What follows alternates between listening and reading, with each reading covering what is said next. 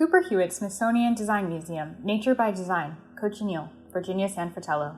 San Fratello, a middle-aged white woman with red hair and dark glasses, sits in her studio looking at the camera. On the table in front of her are 3D printed ceramic vessels with loopy textures on the surface. The loopy textures are staggered like pine cones. Some are made of white porcelain, others are shiny black, and some are a warm orangey brown with shiny speckles. My name is Virginia San Fratello. I'm a partner in the 3D printing Make Tank Emerging Objects, and we printed several vessels for the exhibit using Cochineal. A two-piece 3D printed vessel is shown. The top piece is made of pink resin in a dome-like shape with a narrow mouth. The surface has a satin finish and looks like circle mesh or cells. The bottom is made of orangey brown clay. Next, a two-piece 3D printed vessel is shown. The top piece has similar loopy texture. The bottom piece is pink and has embossed leaf-like patterns. Two people, Virginia San Fratello and Ronald Rael, stand in front of their 3D printed cabin in their backyard. The facade is made of 3D printed tiles and small vessels that contain plants. At Emerging Objects, we develop different materials for 3D printing, and we historically have worked with geological materials like clays, cement, and agricultural materials such as sawdust and Chardonnay grape skins. We see a shot of a 3D printed micaceous clay tagine. Like the previous vessel, this one has loopy texture. Next, we see a 3D printed sawdust screen. The object's surface has a gritty texture and is filled with large convex oblong coals.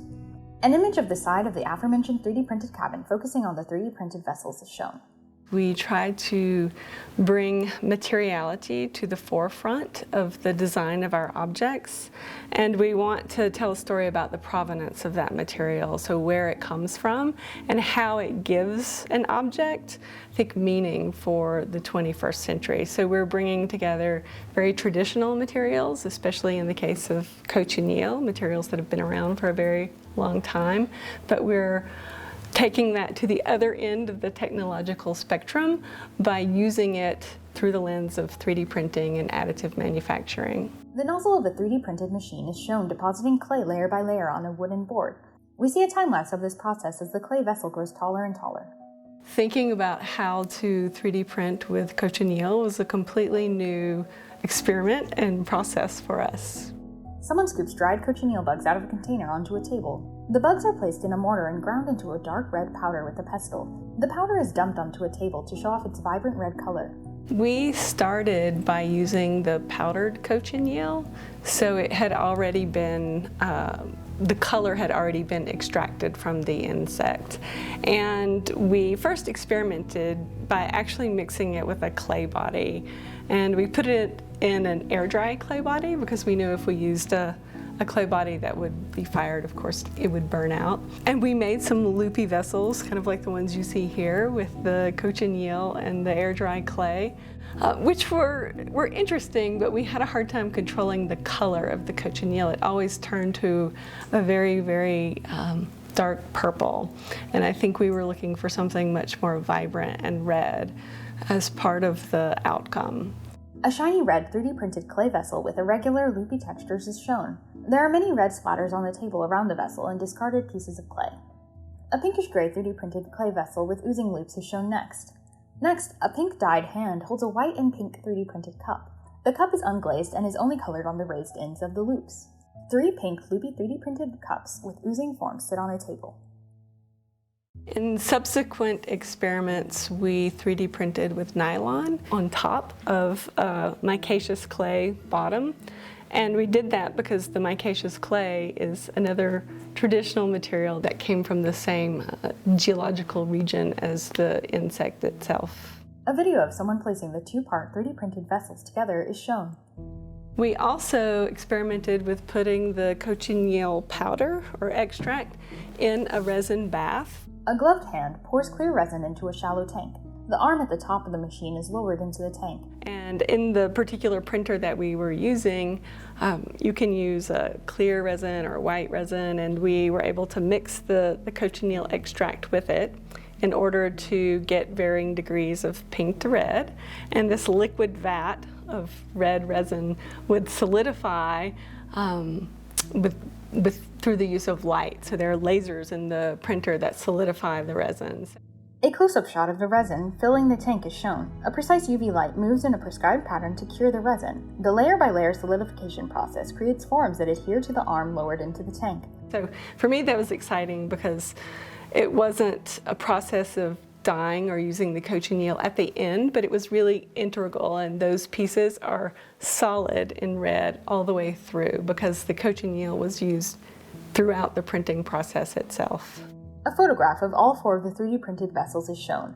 On the left is the 2-piece tagine-shaped vessel. The base is micaceous clay and the top is pink resin. To the right, on a small pedestal, is another 2-part vessel. The top piece is semi-opaque dark red and is basket-like and splays outward. The bottom piece is solid hot pink, shaped like a cauldron. Below it is a red vase or decanter-shaped piece with a damask-inspired pattern.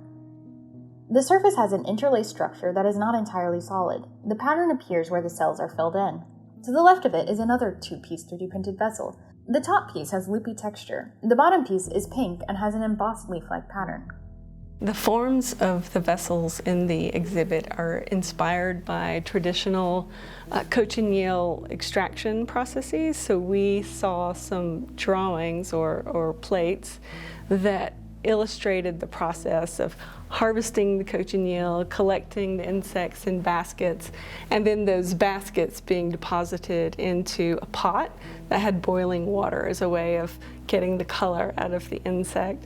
A historical drawing is shown of a man dressed in a blue striped white tunic and cochineal-dyed pants scraping the cochineal beetles from the nopal cactus using a deer tail.